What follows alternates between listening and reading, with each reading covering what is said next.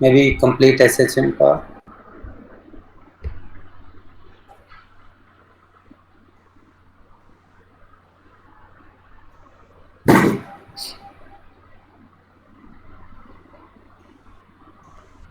Assignment से पूछ सकते हैं सर?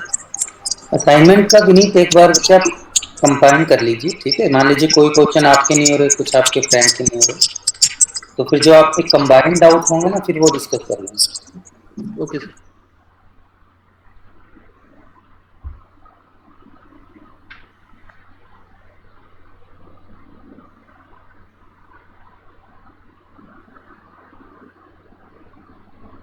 ओके, किसी का कोई डाउट नहीं है तो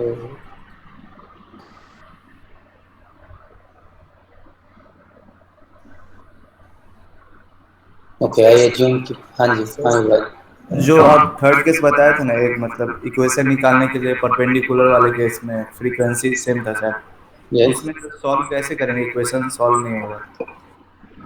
कौन सा सोल में? Just let me share just one. Sir 4 case लिया था मतलब थर्ड केस वाला। हम्म। तो आपको अभी कौन सी स्लाइड विजिबल है? एसएचएम वाली विजिबल है? Yes. Okay, about this one.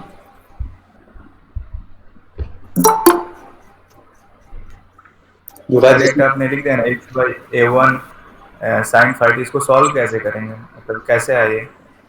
इसमें आपने क्या ट्राई किया पहले ये बताइए युवराज, फिर उसमें देखते हैं गलती कहाँ पे। इसमें तो आपने बताया था t को मतलब दोनों तरफ से t निकाल के उसके बाद सॉल्व करेंगे। नहीं, टी एलिमिनेट करना है हम, तो लेकिन नहीं आ टी रहा है। एलिमिनेट करने के लिए आपने स्टेप क्या यूज किया? टी एलिमिनेट करने के लिए ये इक्वेशन सोल्व करनी है a2 को उधर x बाई, जस्ट पहले आप t को इसमें ऐसे फाइन एलिमिनेट करेंगे a2। हाँ बोलिए बच्चे, कंटिन्यू। सर a1 पहले एक फर्स्ट इक्वेशन में हम देखेंगे, a1 को उधर भेज देंगे, फिर साइन इनवर्स आ जाएगा, नहीं तो नहीं, तो वो आप हमारा ओमेगा कंटिन्यू टी आ जाएगा। युवराज, उस तरीके से मत करो बच्चे। ए1 उधर ले गए यहाँ तक ठीक है, ए2 भी उस साइड ले जाओ, सही बात है। फिर यहाँ पे इनवर्स मत लीजिए, आप साइन ए प्लस बी की आइडेंटिटी अप्लाई करो, ठीक है। ये जो sine omega T plus five one है या फाइव टू है, इनके ऊपर वैसे भी देखा, वैसे भी नहीं हो रहा है। एक ट्राई करते हैं। ए प्लस बी अप्लाई करोगे तो क्या होगा? Sine omega T cosine five one, cosine yes sir. Sorry sine five one cosine omega T. Anyone जो इसको सोल्व कर पाए, क्योंकि इसको यहाँ पे सोल्व करना मुश्किल है, क्योंकि लिखने वाला मेथड सही नहीं है तो मेरे पास अभी है। एनीवन जिसने ट्राई किया?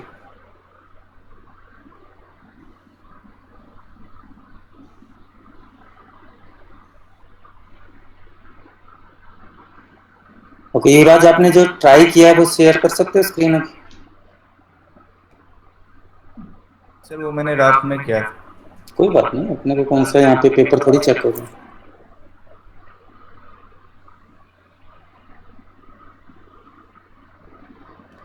अगर आप शेयर कर पाओगे तो इजी रहेगा कि आपने जो मिस्टेक की है वो इजीली हम फिगर आउट कर सकते हैं। सर जैसे मैंने उसको खोल दिया था ना, दोनों को मतलब साइन का टर्म खोल दिया था, नीचे वाला भी, लेकिन उसके बाद फिर क्या करें वही नहीं समझ आ रहा था। उसके बाद आपको चार आइडेंटिटीज बनानी है। ओमेगा टी का टर्म क्या? चार फोर बनेगी ना, जैसे एक जो x बाई ए वन है उसको जो x बाई ए वन वाली एक इक्वेशन होगी, उसको एक बार आप साइन फाइव टू से मल्टीप्लाई कर दीजिए, एक बार कोसाइन फाइव टू से मल्टीप्लाई कर दीजिए, दो इक्वेशन बन गई, right? Yes sir.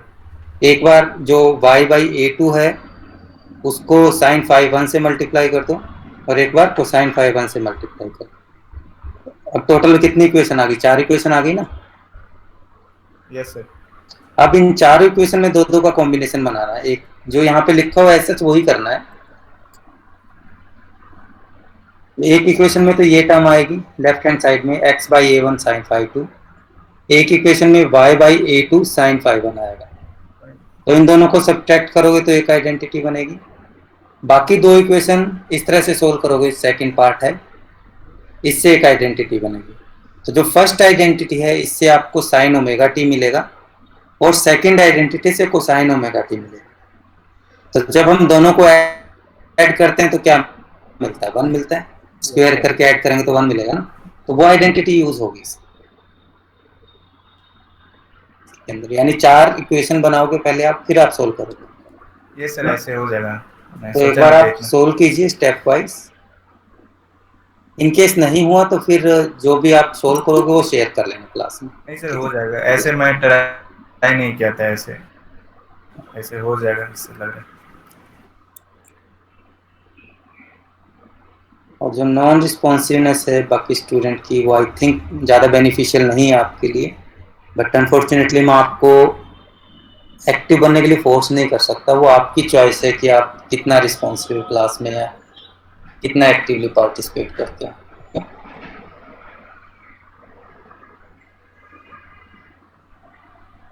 Anyone else जिसका कोई डाउट है एसएचएम से रिलेटेड? सर केस 4 समझा सकते प्लीज? केस 4 में तो हमने ड्राइव तो कुछ भी नहीं किया, वो आपके लिए ही है असाइनमेंट में। उसमें स्पेसिफिक डाउट क्या है बच्चे?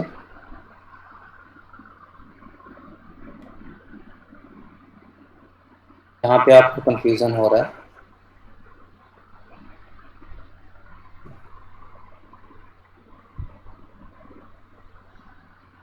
अच्छा, क्वेश्चन कंप्लीट करो अपना।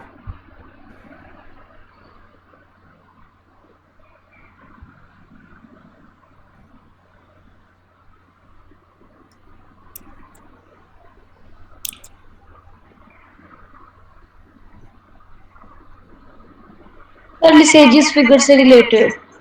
मैं क्वेश्चन कंप्लीट कर रहा हूँ बच्चे, आप सिर्फ स्टेटमेंट यूज, वर्ड्स यूज कर रहे हो। मुझे क्वेश्चन क्लियर होना चाहिए, तो उस सेंस में मैं फिर बेटर एक्सप्लेन कर पाऊंगा।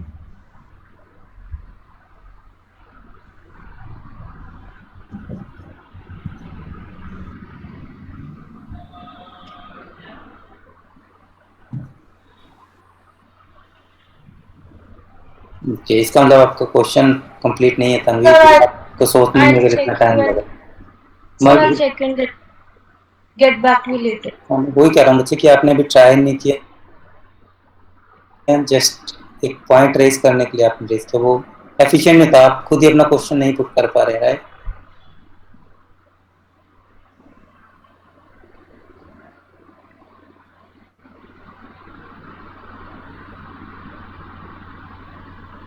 एनीवन एल्स जिसने एसएचएम कंप्लीट कर लिया विदाउट असाइनमेंट? असाइनमेंट वाला थोड़ा टाइम ले सकते हो। कंप्लीट करने के बाद कोई कंसर्न है? अगर आपने नहीं किया फिर क्वेश्चन बनेगा भी नहीं आपका।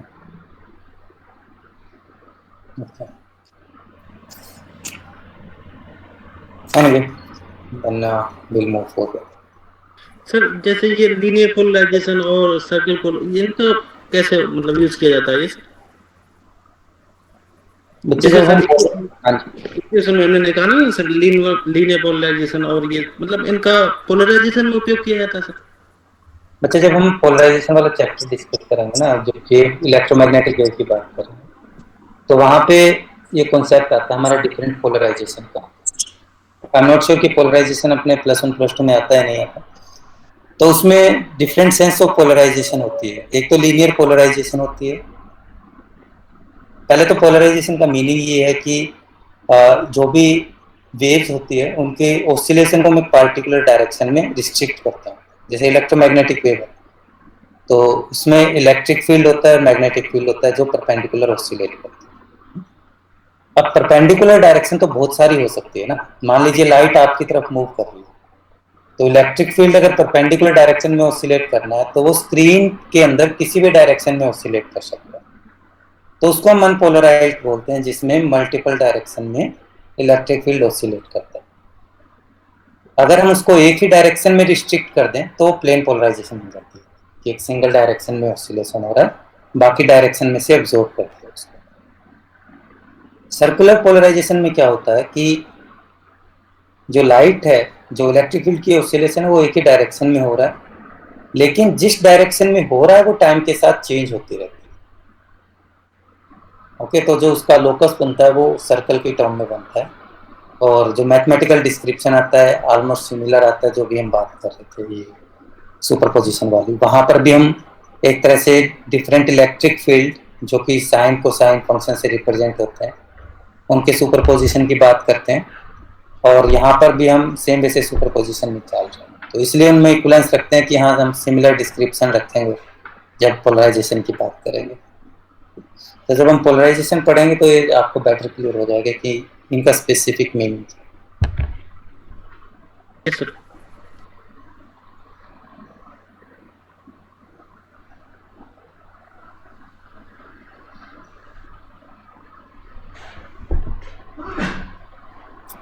ओके, सो अगर फर्दर क्वेश्चन नहीं है, आप अगर कंटिन्यू करना चाहते हो पाइल अप कर रहे हो सिलेबस को, that is your choice. Let me start then with 10th part.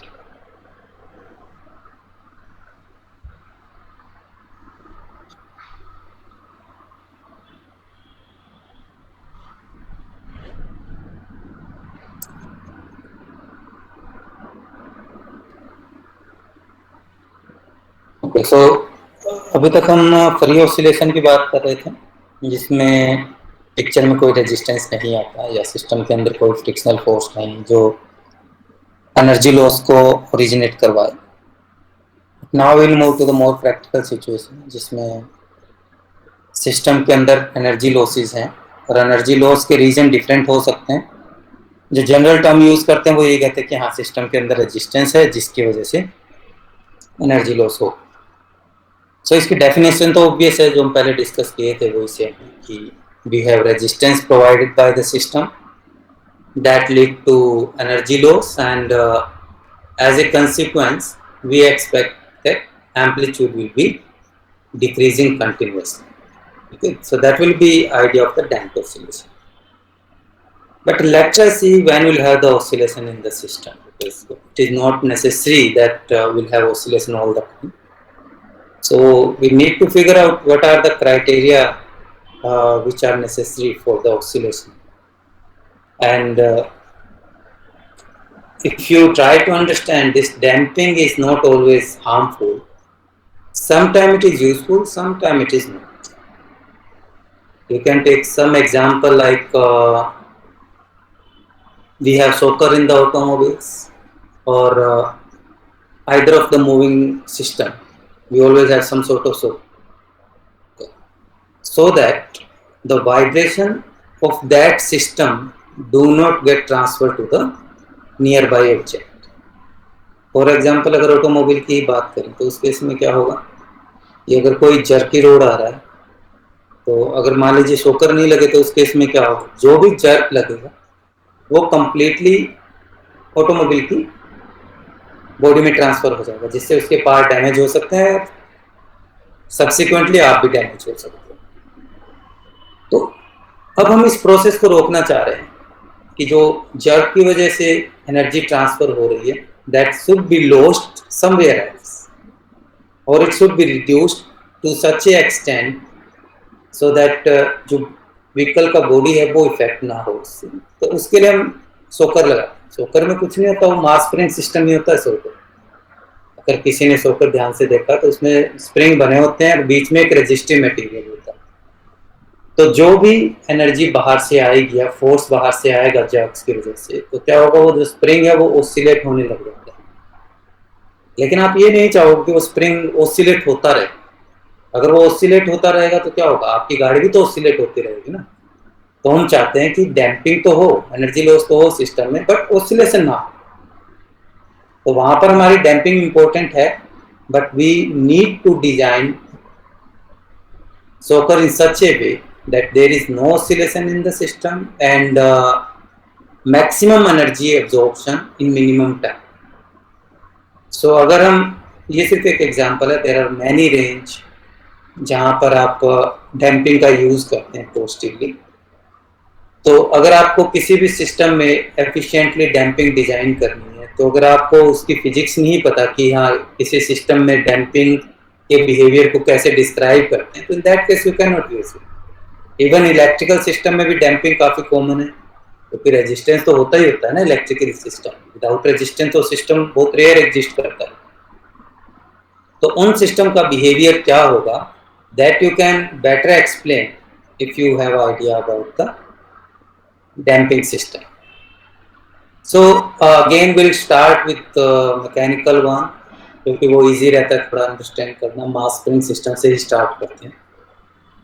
सो अपने पास मास स्प्रिंग सिस्टम है पुराने वाला ये, बस अब एक चेंज क्या हो कि पहले जो सरफेस थी वो फ्रिक्शनलेस थी, now we have introduced frictional surface. तो उसकी वजह से क्या होगा, जब ये मास ब्लॉक मूव करेगा इस सरफेस पे तो कुछ एनर्जी लॉस होगा, that will try to slow it down. Okay, तो अब आप इसके लिए इक्वेशन ऑफ मोशन निकालनी है, जैसे हमने एसएचएम के लिए किया था। सिस्टम में आपको क्लियर है, इसमें कोई कॉम्प्लिकेटेड स्टफ नहीं है, एग्जैक्टली मास स्प्रिंग सिस्टम पुराने वाला ही है। सिर्फ सिंगल चेंज हुआ है, वो क्या है कि जो सरफेस है वो फ्रिक्शनल है। उसके बाद वही कॉन्सेप्ट आ जाता है कि पहले हम मैथमेटिकल इक्वेशन ट्राई करते हैं फिगर आउट करने की, जिसका यूज करके हम सिस्टम को डिस्क्राइब कर सकते हैं, सिस्टम की मोशन को डिस्क्राइब कर सकते हैं। या आप ऐसा कह लीजिए कि हम ये बता सकते हैं कि सिस्टम की डिस्प्लेसमेंट टाइम के साथ कैसे वैरी होती है। जैसे इनिशियल केस में एसएचएम के केस में हमने डिस्प्लेसमेंट का फॉर्मूला निकाला था, सेम वे से we have to figure out formulation for displacement here, but first we need to figure out differential equation of motion, फिर उसको यूज करके will get the linear equation of motion. तो differential equation of motion निकालने के लिए thumb of rule क्या था जो हमने एसएचएम में लिस्ट आउट किया था? Sir, Newton's third law. Newton's which law? Say again. Sir, the total force is mass times acceleration. Okay, पहले टोटल फोर्सेस निकालने हैं, उसके बाद न्यूटन्स लॉ लगा दें। ये सिंपल सा रूल है। तो अब यहाँ पे फोर्सेस कौन कौन से लग रहे हैं? सर, एक रिस्टोरिंग है और एक फ्रिक्शनल फोर्स है। उसके अलावा कोई फोर्स ध्यान में आ रहा हो देखो। Sir, gravity. नहीं, ग्रेविटी वाला भी नहीं कंसीडर कर रहे हैं। सर स्प्रिंग, हाँ वो हमारा हुक्स लॉ से आ गया ना, वो तो रिस्टोरिंग फोर्स पिक्चर में हो गया। तो सिस्टम में दो ही फोर्स है, इसके अलावा कोई फोर्स नहीं। ओके, तो एक तो रिस्टोरिंग फोर्स हो गया हुक्स लॉ से, F1 is equal to minus kx, जहाँ पे k स्प्रिंग कांस्टेंट है, x डिस्प्लेसमेंट। सेकंड फोर्स जो है वो है रेजिस्टिव फोर्स। ये formulation I am not sure आपने पढ़ी है नहीं पढ़ी, क्योंकि जब आप अलग अलग मैकेनिकल सिस्टम पढ़ते हो तो उसमें फ्रिक्शनल फोर्स का फॉर्मूला अलग होता है।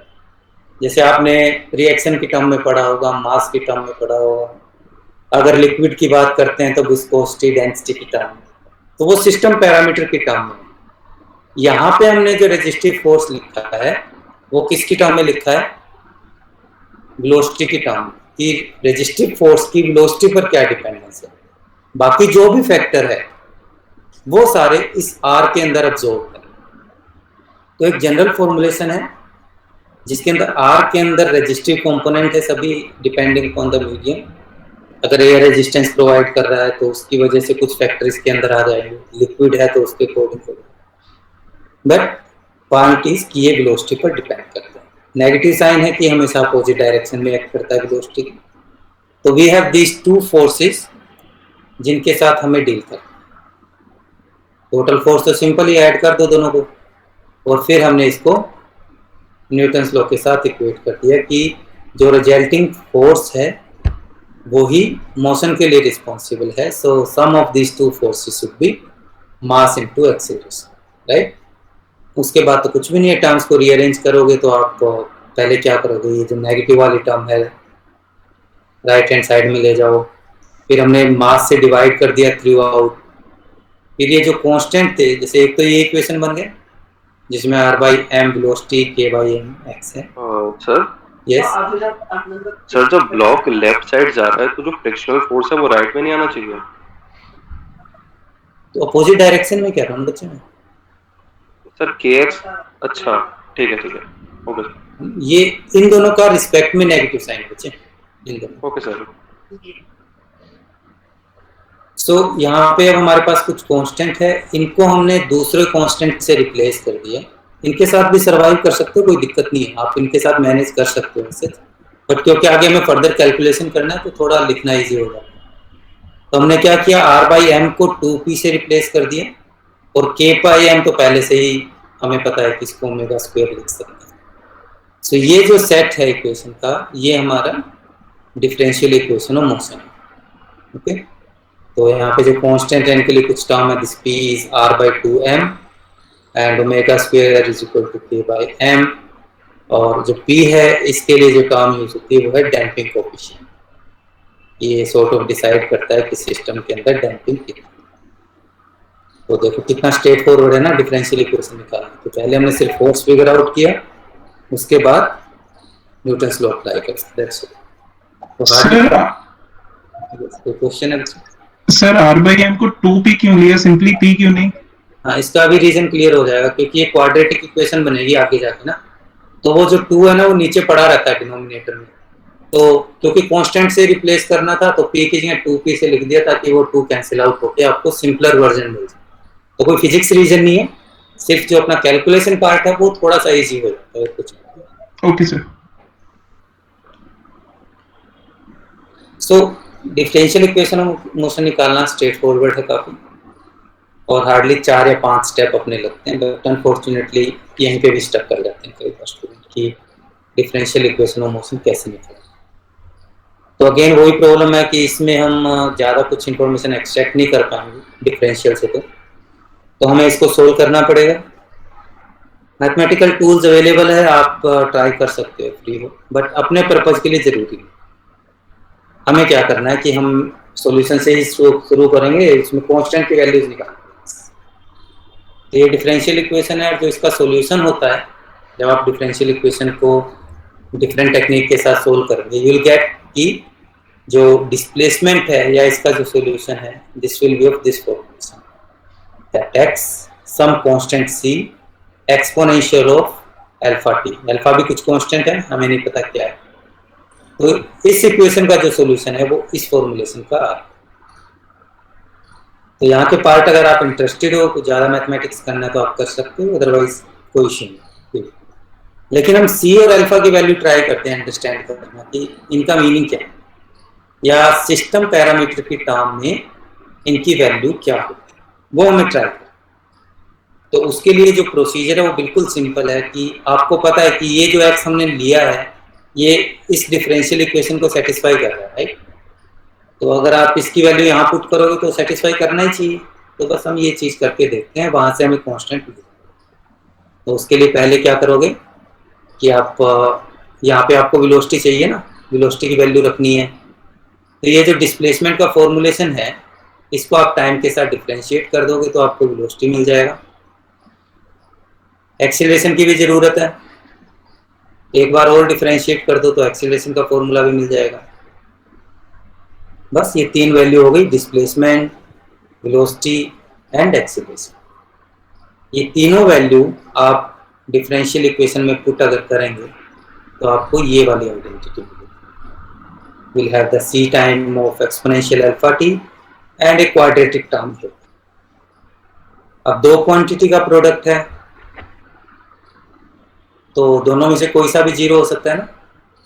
तो आर्गुमेंट ये है कि जो पहली टर्म है जो c time exponential of alpha t, ये 0 नहीं हो सकता। क्यों 0 नहीं हो सकता ये? एनीवन?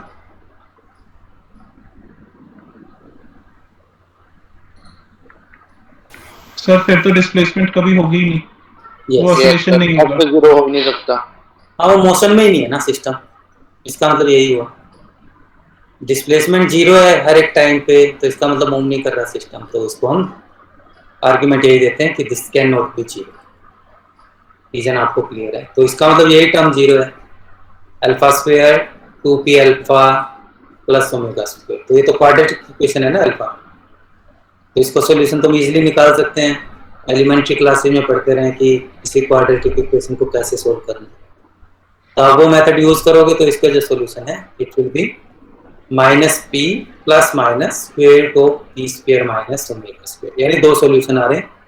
एक आप पॉजिटिव साइन के साथ लिख सकते हो, एक आप नेगेटिव साइन के साथ लिख सकते हो। तो अब ये क्लियर हुआ कि 2 क्यों लिया। अगर आप 2 नहीं लेते ना तो यहाँ पे नीचे 2 आ जाता है, तो बस एक थोड़ा सा एक्स्ट्रा टर्म बन जाती है और कुछ नहीं, कोई और नया मैसेज नहीं आ रहा उसमें। तो ये हमारी पॉसिबल वैल्यू है अल्फा की, 2 पॉसिबल वैल्यू आ रही है। इसका मतलब डिस्प्लेसमेंट की भी 2 पॉसिबल वैल्यू पॉसिबल, एक अल्फा की प्लस साइन के साथ ले लो, एक नेगेटिव साइन के साथ। तो हमारे पास x के 2 सॉल्यूशन हो गए। C1 हमने अज्यूम कर लिया कि जो कांस्टेंट है उसकी वैल्यू चेंज हो जाएगी, इसको C1 लिख लिया, दूसरे को C2 नोट डाउन कर लिया। दोनों सेम भी हो सकते हैं और अलग भी हो सकते हैं, बट जनरलाइज करने के लिए हमने क्या किया, दोनों को अलग रख दिया। तो एक सॉल्यूशन के लिए हमने ऊपर माइनस साइन रखा है और एक के लिए प्लस साइन रखा है। तो ये 2 पॉसिबल सॉल्यूशन। अब काफ़ी जनरली हम रीड करते हैं कि अगर मल्टीपल सॉल्यूशन है तो उनका लीनियर कॉम्बिनेशन भी सॉल्यूशन होगा। तो जनरल सॉल्यूशन क्या बनेगा, we can write down some of these 2 solutions, right? We take sum of these 2 solutions and that will be a general solution. Book में या जब भी डिस्कशन होगी तो उसमें हम या तो ये कंप्लीट फॉर्म लिखेंगे या फिर इस कंप्लीट फॉर्म को कॉम्पैक्ट फॉर्म में ऐसे भी लिख देंगे कि x is equal to c time of exponential minus p plus minus, यानी कि हम दोनों को ही कंसीडर कर रहे हैं। ओके, डिपेंड्स कि हम सॉल्यूशन को किस लेवल पे लेके जाना है, उसके अकॉर्डिंग दोनों को हम इक्वल फुटिंग पे यूज कर रहे हैं, दोनों सेम ही चीज को रिप्रेजेंट कर रहे हैं। इसलिए कंफ्यूज होने की जरूरत नहीं है कि अगर बाई चांस मैं कहीं पे ये यूज कर लेता हूँ या कहीं पे ये यूज हो रहा है, तो यू शुड बी अवेयर कि दोनों हमारे सेम चीज है। तो हम इजिली ऑब्टेन कर पाए ना दोनों सॉल्यूशन, किस पॉसिबल सॉल्यूशन क्या होगा कि एक्सपोनेंशियल टर्म में सॉल्यूशन आ रहा है। तो क्या एक्सपोनेंशियल फंक्शन जो होता है वो ऑसिलेटरी होता है? No sir. एनीवन? एक्सपोनेंट अगर फंक्शन सर अगर एक्सपोनेंट कॉम्प्लेक्स नंबर हो फिर शायद होगा। ओके, कोई और स्टूडेंट जो इनपुट देना चाहे? सर इंक्रीजिंग डिक्रीजिंग होता है ना? तो मैं ऑसिलेटरी नहीं होता? No sir. ओके, और किसी की अंडरस्टैंडिंग कुछ ऐड करने की?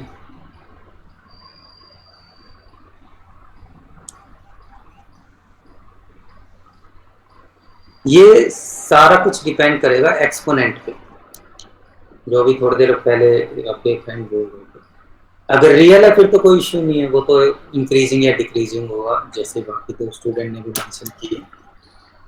लेकिन अगर कॉम्प्लेक्स हुआ तो कोई भी कॉम्प्लेक्स एक्सपोनेंट के साथ अगर एक्सपोनेंशियल फंक्शन है तो उनको हम साइन और कोसाइन के टर्म में लिख सकते हैं। साइन और कोसाइन आ गए, इसका मतलब ऑसिलेटरी। तो इसका मीनिंग क्या हुआ कि ये जो भी डैम्प मोशन हम डिस्कस कर रहे हैं सारा इस पे डिपेंड करेगा। अभी बात करते हैं इसके। ओके, तो अभी क्लियर है नहीं कि हम ऑसिलेशन ऑब्टेन कर पा रहे हैं जब रेजिस्टेंस है सिस्टम में या नहीं कर पा रहे, या किस सिनेरियो में सिस्टम के अंदर ऑसिलेशन होगा और कुछ सिनेरियो में नहीं होगा। तो वो कंडीशंस क्या है उनकी बात करनी। बट उस पर मूव करने से पहले अगर किसी का डाउट कि हमने डिफरेंशियल इक्वेशन ऑफ मोशन कैसे लिखी, लीनियर इक्वेशन ऑफ मोशन पे कैसे पहुंचे, या किसी और तरह का कंफ्यूजन।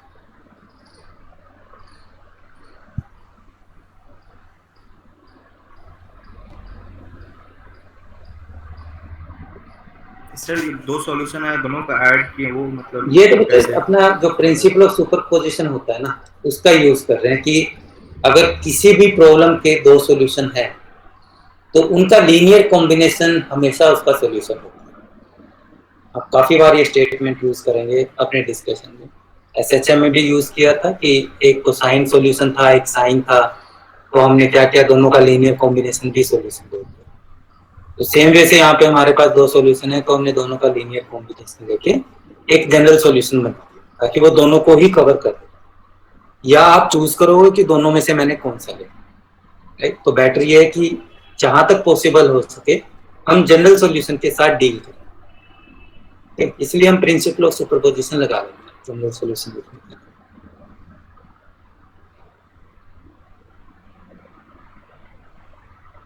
अच्छा सर, हमने 12th में पढ़ा था कि ये जो इक्वेशन दिया हुआ है ये ऊपर सबसे ऊपर में, वो सॉल्व नहीं किया जा सकता है। मतलब पुटिंग जो सॉल्यूशन इसका है वो मतलब हीट एंड ट्रायल मेथड ये से। वाली बच्चे क्या? कौन सी इक्वेशन, ये डिफरेंशियल इक्वेशन की बात कर रहे हो आप? हाँ, जो सर ने बताया था कि वो सॉल्व नहीं किया जा सकता, नहीं वो बच्चे, मतलब आप हीट एंड ट्रायल मेथड से। इसको सोल्व किया जा सकता है, कोई इशू नहीं। मे भी आप आपके मैथमेटिक्स में पढ़ोगे इसको। डिफरेंशियल इक्वेशन को सोल्व करने के लिए काफी टेक्निक्स होती है, वो यूज करके इसको सोल्व किया जा सकता है, ऐसा कुछ नहीं।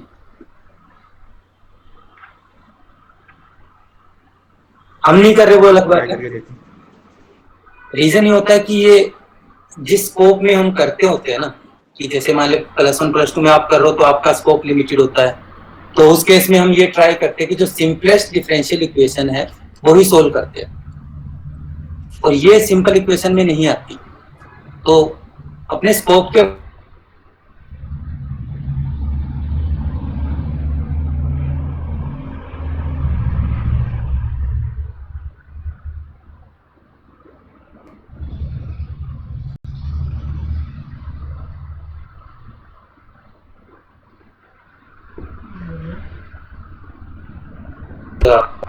ओमेगा स्क्वायर 0 है तब भी रियल रहेगा, पॉजिटिव है तब भी रियल रहेगा, लेकिन जब नेगेटिव होगा तब वो क्या हो जाएगा, दैट विल बी कॉम्प्लेक्स और इमेजिनरी। तो उस केस में सिचुएशन चेंज हो जाएगी। बट मैथमेटिक्स पे जाने से पहले में ये भी क्लैरिटी होनी चाहिए साथ की, ठीक है, फिजिक्स वाइज आप कैसे आर्ग्यू करोगे कि सिस्टम डिफरेंटली बिहेव क्यों कर रहा है। p² - ω² की वैल्यू पे जो डिपेंडेंस है, क्या आप उसको कॉन्सेप्चुअली समझ पा रहे हो? अगर पॉजिटिव है तो उसका क्या मीनिंग है, कौन सा कंपोनेंट कैसे काम कर रहा है, नेगेटिव है तो क्या। ओके, तो जो p है ये हम समझ पाए कि डैम्पिंग को रिप्रेजेंट कर रहा है, या एक तरह से रेजिस्टिव फोर्स कितना स्ट्रॉन्ग है उसको पोस्टपोन कर रहा है। लिटरल मीनिंग नहीं, उसके साथ रिलेटेड है, क्योंकि यहाँ पे मास टर्म दिया जाती है। ओमेगा जो है फ्रीक्वेंसी, ये ऑसिलेटरी बिहेवियर के साथ पोस्टपोन करता है कि जो उसकी इलास्टिसिटी वगैरह है, उसकी स्ट्रेंथ कितनी है, उसके साथ रिलेटेड। तो दोनों जो है वो काउंटर इफेक्ट है, तो इसलिए इनके साइन पे डिपेंड करता है कि क्या बिहेवियर आएगा। तो अगर हम 1 by 1 चलें, सबसे पहली बात आती है हैवी डैम्पिंग, या इसको हम ओवर डैम्पिंग भी बोलते हैं। वैसे तो नेम से ही क्लियर हो जाना चाहिए कि डैम्पिंग बहुत ज्यादा हो रही है सिस्टम के अंदर। तो डैम्पिंग ज्यादा होगी तो उसका मीनिंग क्या है कि ये जो p² है जो डैम्पिंग टर्म को रिप्रेजेंट कर रहा है, दैट इज ग्रेटर देन ω², जो इलास्टिक टर्म है या ऑसिलेटरी टर्म है, उसके रिस्पेक्ट में डैम्पिंग या रेजिस्टिव टर्म कंपोनेंट जो है वो हमारा ज्यादा। We have p² greater than ω², और you can remember this formula जो न्यूमेरिकल में कॉमनली यूज होता है। तो आप ये कह सकते हो कि रेजिस्टिव कंपोनेंट ज्यादा है ऑसिलेटरी कंपोनेंट से, तो ऑसिलेशन नहीं होगी। अगर आप लॉजिकली सोच के देखें, मान लीजिए आपने स्प्रिंग को, जो मास स्प्रिंग सिस्टम था, मास ब्लॉक को एक साइड स्ट्रेच किया और उसको रिलीज कर दिया, लेकिन डैम्पिंग की वैल्यू इतनी ज्यादा थी कि मीन पोजीशन पे जाने से पहले ही उसने अपनी सारी एनर्जी लूज कर दी। तो ऑसिलेशन का मीनिंग ही नहीं है, क्योंकि रेस्ट पे आ गए होते। या फिर सिचुएशन थोड़ा सा लूज कर देते हैं कि लॉसेस तो हो रहे थे, तो जब मीन पोजीशन पे आएगा उसकी कुछ एनर्जी रिड्यूस होगी बट जीरो नहीं हुई, तो वो थोड़ा सा आगे तो निकल जाएगा लेकिन आगे जाके रुक जाएगा। तो इसका मतलब क्या हुआ कि ऑसिलेशन की वाली जो रिक्वायरमेंट है वो तो पूरी नहीं हो रही हमारी। उसके लिए क्या जरूरत था कि सिस्टम के पास इतनी एनर्जी हो कि वो मीन पोजीशन पे कुछ स्पीड के साथ पहुंचे, इनर्शिया की वजह से वो आगे मूव करेगा, फिर वापस मीन पोजीशन पे आएगा, फिर इनर्शिया की वजह से आगे मूव करेगा। वो तो इफेक्ट हो ही नहीं पा रहा, क्योंकि रेजिस्टिव कंपोनेंट काफी स्ट्रॉन्ग है। बाहर से फोर्स लगाया और वो फोर्स जो है मीन पोजीशन पे जाने से पहले ही कंप्लीटली डिसिपिएट हो। तो ये हमारा सिनेरियो होता है हैवी डैम्पिंग का या ओवर डैम्पिंग, जिसमें मैथमेटिकली आप कह सकते हो कि p² की वैल्यू ग्रेटर देन ω² है। अगर आपने कॉन्सेप्चुअली कहना है तो आप ये कह सकते हो कि हैवी डैम्पिंग में रेजिस्टिव कंपोनेंट की जो स्ट्रेंथ है that is more than the strength of the factor which are contributing to the oscillatory behaviour. तो इस केस में वी कैन नॉट एंटिसिपेट कि किसी तरह की ऑसिलेशन हो।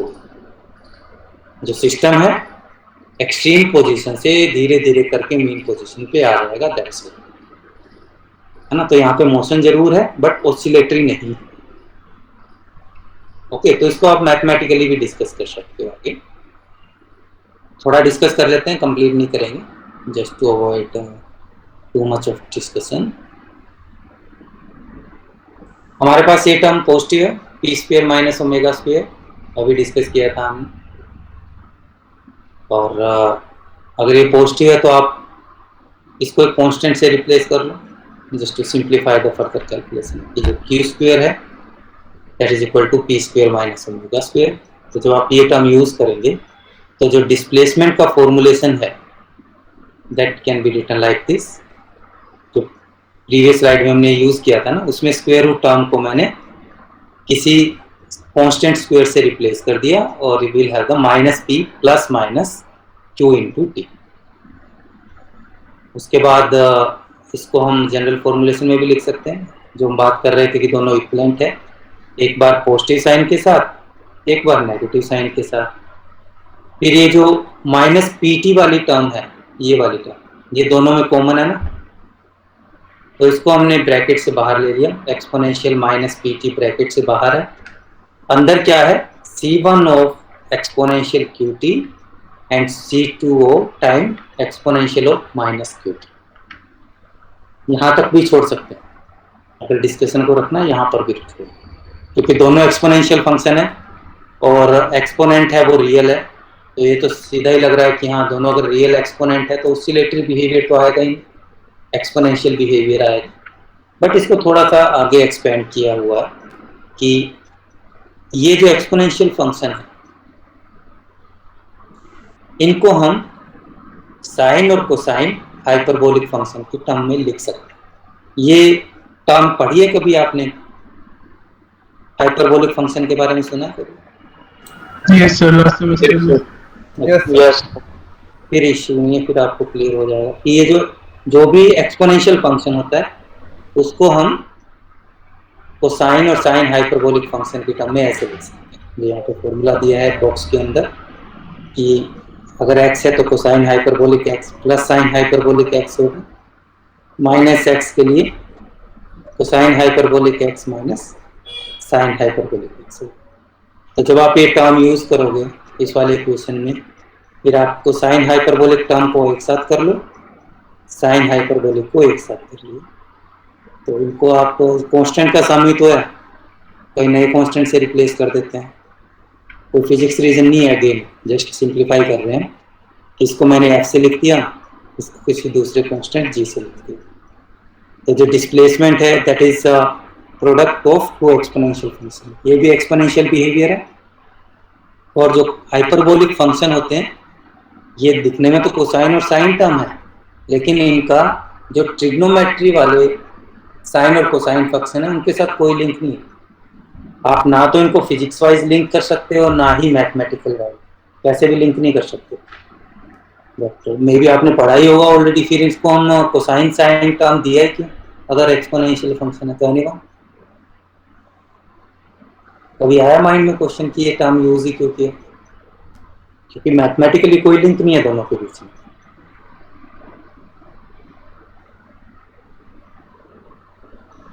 सर पढ़ा नहीं है सर ये कभी।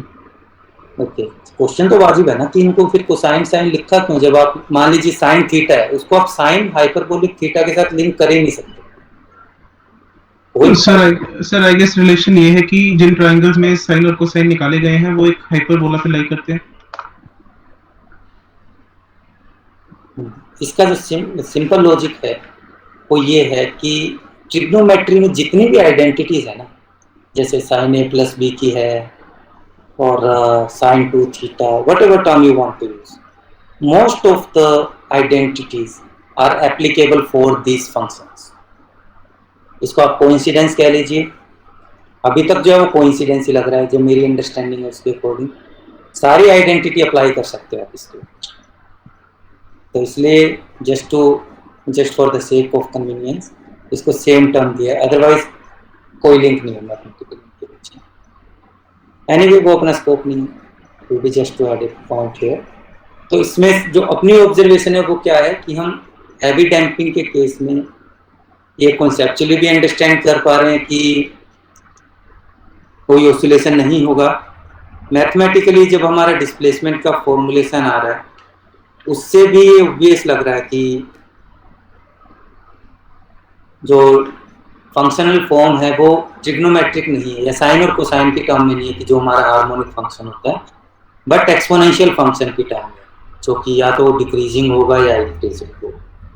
So will not have any oscillatory behaviour है। तो ये हमारी लीनियर इक्वेशन है जो नॉन पीरियोडिक और नॉन ऑसिलेटरी। ओके, इसका आप ग्राफ डिस्कस करना चाहो कर सकते हो, तो इशू नहीं है। ये मैंने एच पेन से उठाया है। वाई एक्सिस पे डिस्प्लेसमेंट है, एक्स एक्सिस पे टाइम है। जो दो कर्व है यहाँ पे, एक ऊपर वाली कर्व है और एक नीचे वाली। दोनों में डिफरेंस यही है कि आर की वैल्यू चेंज हो रही है। ऊपर वाली कर्व के लिए रेजिस्टेंस की वैल्यू कम है और नीचे वाली के लिए चेंज। तो आप देख सकते हो कि ठीक है, जो मैक्सिमम पे गया उसके बाद बस ये डिक्रीज कर रहा है, एक टाइम के बाद 0 पे आ जाएगा, but will not observe any oscillatory behaviour. उसके बाद जब हम एसएचएम में करते थे ना कि कांस्टेंट का क्या मीनिंग है, किसके ऊपर डिपेंड करता है, तो ये हमेशा इनिशियल कंडीशन पे डिपेंड करता है। अगर आपको इनिशियल कंडीशन दी हो तो आप इजीली फिगर आउट कर सकते हो कि इन कांस्टेंट की वैल्यू क्या होगी। एक केस लेके चल सकते हो कि मान लेते हैं कि हमने जब टाइम 0 था तो उस केस पे डिस्प्लेसमेंट 0 है। ये हमारी इनिशियल कंडीशन है। तो जब आप ये वैल्यू पुट करोगे तो एफ की वैल्यू 0 आएगी, तो एक कांस्टेंट की वैल्यू तो मिल गई। दूसरे की अगर निकालनी है तो आप क्या करोगे, वेलोसिटी के लिए जो इनिशियल कंडीशन होगी वो यूज करोगे। But I think this will be good enough to give you idea कि हम इन कांस्टेंट की वैल्यू कैसे निकाल रहे हैं। It totally depends on the initial condition. जब आप ये वाली कंडीशन यूज करोगे तो ये जो हमारा डिस्प्लेसमेंट का फॉर्मूलेशन था वो इसमें रिड्यूस हो गया। तो ये जस्ट ऑब्जर्वेशन है जो भी हम बात कर रहे थे कि सिस्टम को मीन पोजीशन में आने के लिए टाइम ज़्यादा लगेगा। जैसे जैसे रेजिस्टेंस बढ़ाओगे उसको उतना ही ज़्यादा टाइम लगेगा कि वो मीन पोजीशन पे आ सके। सो बाकी जो दो केस हैं क्रिटिकल डैम्पिंग और अंडर डैम्पिंग के, वो हम नेक्स्ट क्लास में डिस्कस करेंगे। For the timing I can take some question if you have.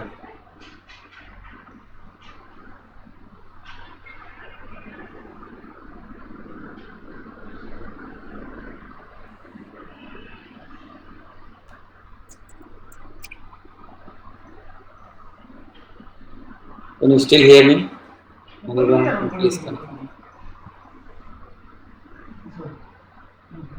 Sir एक बार पीछे वाली स्लाइड लगाइएगा, 6th वाली। Yes.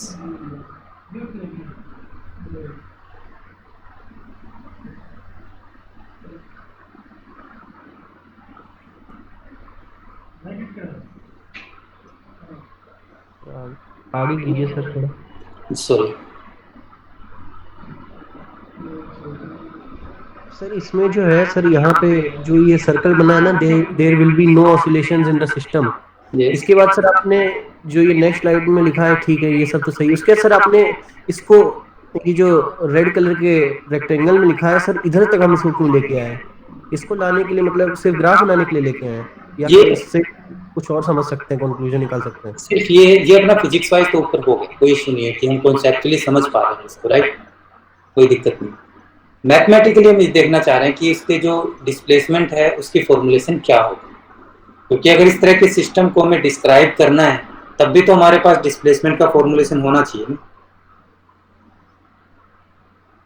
तो ये हमने डिस्प्लेसमेंट का फॉर्मुलेशन ड्राइव किया स्पेसिफिक केस के लिए। सिर्फ ये पर्पज नहीं है कि हम ये जज करें कि वो ऑसिलेटरी होगा या नहीं होगा। ऑसिलेटरी जज करने के लिए ऊपर तक हमारा काम हो चुका है, अगर आप सिर्फ कॉन्सेप्चुअली देखना चाहें तो।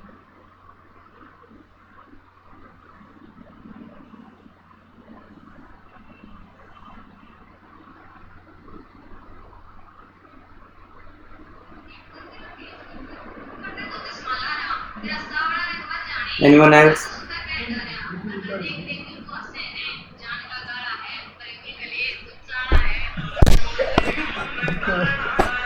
सर डैम्पिंग जो है यहाँ पे, यस सर ये फ्रिक्शनल फोर्स की वजह से आया है ना? हाँ बिल्कुल बच्चे। Okay sir. सर इसमें सर एक चीज बताइए, ऐसी क्या बात है जो sir x equal to C E to the power minus P plus minus Q times T से नहीं पता लग पा रही है, और ई ये जो लास्ट में लिखी है ना रेक्टेंगल रेड वाले में, उससे पता चल जा रही है। मतलब इसको लाया क्यों, मेरे को सर ये नहीं समझ में आ रहा है।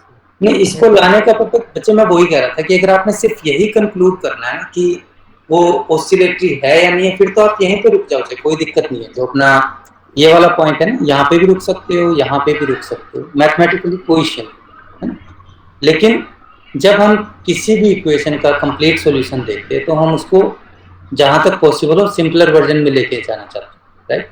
तो यहाँ पर जो लास्ट सॉल्यूशन है या सिंपलेस्ट वर्जन हम अचीव कर सकते हैं वो इस टर्म में है। फॉर एग्जाम्पल जैसे हम ऑसिलेशन की बात कर रहे थे ना, सॉरी एसएचएम के केस में भी था, तो एसएचएम में भी साइन को साइन अलग अलग कर लिया, तो फिर उसको कंबाइन करके जनरल सॉल्यूशन बनाने की क्या जरूरत थी। वो पर्पस सिर्फ यही होता है कि हम एक्सट्रीम सिंपलेस्ट सॉल्यूशन क्या लिख सकते हैं, वहां पे हम रीच करना चाह रहे हैं। जो दो फिजिक्स मैसेज है हमारे, वन कि मैथमेटिकल सॉल्यूशन किस फॉर्म का होगा वो हमें क्लियर हो जाता है यहीं से, इस वाले पार्ट से क्लियर हो जाता है, और ऑसिलेटरी होगा या नहीं होगा वो हमारा इस डिस्कशन से भी क्लियर होगा और यहाँ से भी क्लियर होगा। ये इनका सिर्फ फर्दर सिंप्लीफिकेशन है, कह लीजिए फाइनल सॉल्यूशन निकालने के लिए, इस सिंपलेस्ट वे में हम कहाँ तक जा सकते हैं। जो मैसेज हम निकालना चाह रहे थे वो ऊपर कंप्लीट है, कोई इश्यू नहीं है इसमें। मान लीजिए आपसे ये पूछा जाए कि हाँ ऑसिलेटरी होगा या नहीं होगा, तो आप ऊपर वाला आर्गुमेंट भी दे सकते हो। इट ऑल डिपेंड्स कि जो क्वेश्चंस है उसके क्रेडिट्स कितने हैं उसके ऊपर डिपेंड करता है। या आपसे ये पूछा जाए कि सॉल्यूशन क्या होगा कि ओवर डैम्पिंग के केस में हम डिस्प्लेसमेंट को किससे रिप्रेजेंट करेंगे, तो हम यहाँ तक सोल्व करेंगे कि हमसे सॉल्यूशन की बात पूछी है उन्होंने, तब जो बेस्ट सॉल्यूशन हमने सीखा है वहां तक जाएंगे। अगर क्वेश्चन ये है कि ऑसिलेटरी होगा या नहीं होगा, तब आपकी मर्जी है, यहाँ तक भी डिस्कस कर सकते हो, यहाँ तक भी छोड़ सकते हो, it all depends. Okay sir. Sir yes sir damping के लिए जो रजिस्टिव फोर्स होना चाहिए सर, वो वेलोसिटी के डायरेक्टली प्रोपोर्शनल होना चाहिए, ऐसा सर मैंने 12th में पढ़ा था, 11th में। अपना भी डायरेक्टली तो सर यहाँ पे जो रजिस्टिव फोर्स है वो तो म्यू mg है सर, क्योंकि वो फ्रिक्शनल फोर्स है, तो फिर सर ये वेलोसिटी के कहाँ पे प्रोपोर्शनल है? मैं वही कह रहा हूँ, जैसे उसमें हम बात करते हैं कि जो सिस्टम पे फोर्स लग रहा है किसी टाइम पे, अगर एक पार्टिकुलर टाइम पे देखोगे तो वो कांस्टेंट होगा। तो जब भी आप सिचुएशन डिस्कस करते थे +1 +2 में डिस्कस जो करते हो, वो आपका एक पार्टिकुलर टाइम पे फोर्स होता है। तो किसी भी टाइम पे अगर आपने फोर्स निकालना है या डैम्पिंग निकालनी है तो वो उसके रिएक्शन पे ही डिपेंड करेगा। लेकिन मोशन के साथ अगर वेरिएशन कंसीडर करनी है तो वो वेलोसिटी पे डिपेंड करेगा। फॉर एग्जाम्पल आप इसमें अगर कॉन्सेप्चुअली ग्रैस्प करना चाहो इसको, तो मान लीजिए किसी ऑब्जेक्ट को आप डिस्कस मीडियम में फेंकते हैं, तो उस केस में अगर आप उसको स्लो स्पीड से फेंकेंगे तो वो डिफरेंट रेजिस्टेंस फेस करेगा, और अगर हाई स्पीड से फेंकेंगे या हाई फोर्स कह लो, उस केस में डिफरेंट के साथ करेगा। तो ये ध्यान रखो कि आप इसको जो हम कांस्टेंट रिएक्शन फोर्स लगा रहे थे उसके साथ कंफ्यूज मत करो, क्योंकि वहां पे हम सिर्फ एक कांस्टेंट टर्म के साथ डील कर रहे थे। अगर टाइम वेरिंग टर्म देखनी है तो उस केस में आपको जो डिपेंडेंस है वो वेलोसिटी पर आएगा। सर तो यहाँ पर तो म्यू mg पे डिपेंड कर रहा है, जैसा कि आपने बोला रजिस्टिव फोर्स है वो फ्रिक्शनल फोर्स है, म्यू mg पे कर रहा है, लेकिन तो वो चीज हमारी यहाँ पे ऑब्जॉर्व होगी ना बच्चे, जो आर हम टर्म यूज कर रहे हैं ना। ये नहीं कह रहा कि उसके ऊपर डिपेंडेंस नहीं है, उसके ऊपर डिपेंडेंस भी है, लेकिन वो क्योंकि कांस्टेंट टर्म है वो यहाँ पे ऑब्जॉर्व हो जाती है। जो आर है ये सिंपल नंबर नहीं है, किस फैक्टर पे डिपेंड करेगा, जैसे यहाँ के केस में ये मास पे भी डिपेंड करेगा, जी पर भी डिपेंड कर सकता है, जो रिएक्शन है जिसकी बात आप कर रहे हो, और जो म्यू फैक्टर होता है उसके ऊपर भी डिपेंड कर सकता है। तो जो भी आप फैक्टर की बात कर रहे हो ना म्यू एम जी, वो टोटली हमारा इस टर्म के अंदर आएगा, आर के अंदर। ये जो एक्स्ट्रा टर्म आई है वो सिर्फ ये शो कर रही है कि जो हमारी मोशन के पैरामीटर है उनके साथ डिपेंडेंस क्या है। तो हम उन फैक्टर को रिजेक्ट नहीं कर रहे, वो फैक्टर अभी भी हमारे पिक्चर में है, बट अब ये है क्योंकि हम मोशन के फैक्टर ले रहे हैं या मोशन के कंपोनेंट ले रहे हैं, जैसे ऊपर जो थे डिस्प्लेसमेंट की टर्म में आया है, लेकिन इसका मतलब ये थोड़ी है कि रिस्टोरिंग फोर्स सिर्फ डिस्प्लेसमेंट पे डिपेंड करता है। ये जो के है ये सिग्निफिकेंट रोल प्ले करता है। तो डिफरेंट सिस्टम में हम ये चीज़ पढ़ते रहे हैं कि इलास्टिक बिहेवियर के लिए जो रिस्टोरिंग फोर्स होगा कितना होगा, तो हम वहाँ पे डिस्प्लेसमेंट की बात ही नहीं करते थे, वहाँ पे अलग कंपोनेंट आते थे। सेम वे से जब मैकेनिकल सिस्टम में आप for example mass spring system की में रेजिस्टेंस की बात करते तो वहाँ पे कभी वेलोसिटी पे डिपेंडेंस इतना कॉमनली यूज होता ही नहीं था, मोस्टली हम रिएक्शन की टर्म में डिस्कस करते हैं, राइट। तो अब हम इसमें मोशन की टर्म में डिपेंडेंस लेके आते हैं, या कह लीजिए जो मोशन के पैरामीटर है लाइक डिस्प्लेसमेंट, एक्सीलरेशन एटसेट्रा, उन पे जो डिपेंडेंस है वो लेके आते हैं। Yes sir. अगर कहीं पे कुछ कॉन्ट्राडिक्टरी आपको लगता है कि आपने कुछ पढ़ा है पहले, तो आप ऐसा कर सकते हो कि आप वो मटेरियल मुझे रेफर कर देना, then we can rediscuss the part. Contradiction वैसे तो किसी पॉइंट पे होती नहीं, मोस्टली ये होता है कि पहले हम एक लिमिटेड स्कोप में पढ़ते हैं, फिर उसकी फॉर्मुलेशन थोड़ा चेंज हो जाती है, उस वजह से कई बार डिफरेंसेस नज़र आते हैं। अदरवाइज जो जैसे जैसे आप हायर क्लासेज में जाएंगे आपको एक ब्रॉडर व्यू मिलेगा कि ठीक है वो एक स्पेसिफिक केस, स्पेशल केस था जो आप पढ़ते रहे, उसके बाद आप धीरे धीरे एक्सपेंडेड या जनरल सिनेरियो में मूव करें। सर क्या ऐसा है कि अगर एक्सेलरेशन कांस्टेंट हो तो फ्रिक्शन फोर्स वेलोसिटी पे डिपेंड नहीं करेगा? एक्सीलरेशन कांस्टेंट हो सर क्योंकि अभी तक 11th 12th में हमने जितने भी केसेस पढ़े हैं उसमें एक्सेलरेशन कांस्टेंट रही है, बट यहाँ वेरिंग है, तो क्या इसीलिए वेलोसिटी टर्म ऐड हो रही है? नहीं, किस सिनेरियो में एक्सीलरेशन टाइम के साथ चेंज हो रहा है हमारा एक्सीलरेशन। इवन अगर आप पेंडुलम का केस भी लो तो पेंडुलम के केस में तो एक्सीलरेशन चेंज होता है हमारा, नहीं सॉरी जस्ट हाँ एक्सीलरेशन की वैल्यू चेंज होती है ना पेंडुलम के केस में भी। जी सर। यस सर, जी साइन थीटा चेंज होता है। तो सेम वे से मास स्प्रिंग सिस्टम में भी एक्सीलरेशन कांस्टेंट तो मैं रियलाइज नहीं कर पा रहा कि कांस्टेंट होगा। सर वही सर कि क्योंकि कांस्टेंट नहीं है, क्या इसीलिए उसको कंपेंसेट करने के लिए यहाँ वेलोसिटी टर्म लाई गई है? मैं कंपनसेशन टर्म तो यूज नहीं करूंगा, मैं यही कहूंगा कि डिपेंडेंस है। कंपनसेशन का मतलब तो ये होगा ना कि उसकी वजह से ऐसा हो रहा है, और वो चीज कहनी मुश्किल है। ये है कि तीनों फैक्टर पे डिपेंड करते हैं, सिंपल सी बात है कि वेलोसिटी पे डिपेंडेंस है हमें। अगर एक्सीलरेशन 0 हुआ तो उस केस में फोर्स कांस्टेंट लगेगा, और फोर्स कांस्टेंट लगेगा तो मुझे नहीं लगता कि ऑसिलेटरी मोशन भी हो सकता है। Yes sir. ऑसिलेटरी मोशन ही नहीं होगा, फिर तो अपना डिस्कशन थोड़ा सा डिफरेंट डायरेक्शन में चला जाए। Yes sir. अभी उसके बारे में स्टेटमेंट देना मुश्किल है, क्योंकि मैं एक्सप्लिसिट नहीं मेंशन कर सकता कि वो उसके साथ लिंक कर सकते हैं।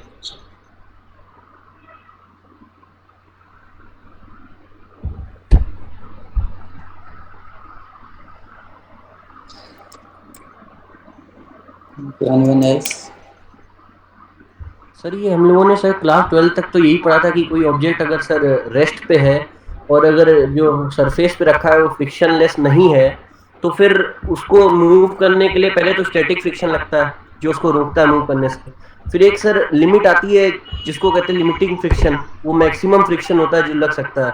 उसके बाद जब ऑब्जेक्ट मोशन में आ जाता है, जब उसके पास कुछ वेलोसिटी आ जाती है, तब उस पर डायनेमिक फ्रिक्शन लगना स्टार्ट हो जाता है जो कि लिमिटिंग फ्रिक्शन से कम होता है और कांस्टेंट रहता है। 12 तक तो हमने यही पढ़ा, लेकिन यहाँ पे जो सर F2 फोर्स लग रही थी वो -r टाइम्स वेलोसिटी है। इसका मतलब वेलोसिटी बढ़ रही है तो फिर ये जो रेजिस्टिव फोर्स है बढ़ता जा रहा है।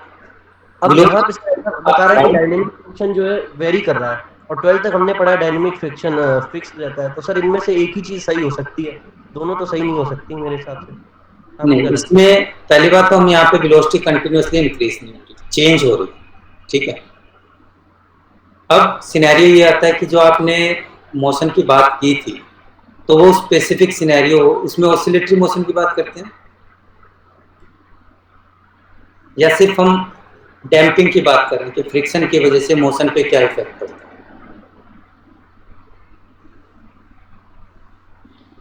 सर क्या पूछना चाह रहे हैं सर आप? जैसे अब यहाँ पे हम 3 सिनेरियो डिस्कस कर रहे हैं राहुल, कि एक तो होगा कि ठीक है सिंपल डैम्पिंग हो रहा है, दूसरा है उसके अंदर ऑसिलेटरी बिहेवियर है। ओके, अगर डैम्पिंग होगा तो उस केस में क्या होगा कि हमारी एक वन डायरेक्शन में ही मोशन रहे, ऑसिलेटरी बिहेवियर नहीं, तो वहां पे जो रेजिस्टेंस की वेरिएशन है वो सेम डायरेक्शन में चलेगी। लेकिन ऑसिलेटरी मोशन अगर होगी तो उस केस में बिहेवियर टोटली डिफरेंट हो जाएगा, क्योंकि मोशन का बिहेवियर चेंज हो गया तो अकॉर्डिंगली जो आपका रेजिस्टेंस का बिहेवियर है वो भी ऑसिलेट करता है। तो क्या आप ऐसा कीजिए कि जो भी आपका रेफरेंस मटेरियल था, अगर आप उसकी कोई सॉफ्ट कॉपी आपके पास है, तो आप उसका मुझे मटेरियल सेंड करें, फिर इसको ट्राई करें, क्योंकि ये जो हम डिस्कस करते हैं +1 +2 में वो स्पेशल केसेस हैं इन जनरल केसेस के। तो भी ये देखना पड़ेगा वो क्रिटिकल डैम्पिंग में लाई कर रहा है, हैवी डैम्पिंग में लाई कर रहा है, जो भी आप प्रॉब्लम डिस्कस करते हैं, या फिर अंडर डैम्पिंग में लाई कर रहा है, तो उसके अकॉर्डिंग जो स्टेटमेंट है वो आपकी चेंज हो सकती है। अच्छा सर, ओके। ओके राहुल, तो मुझे वो मटेरियल रेफर करना चाहिए, या मुझे स्क्रीनशॉट ही शेयर कर देना, दैट विल बी गुड। अच्छा सर, ओके।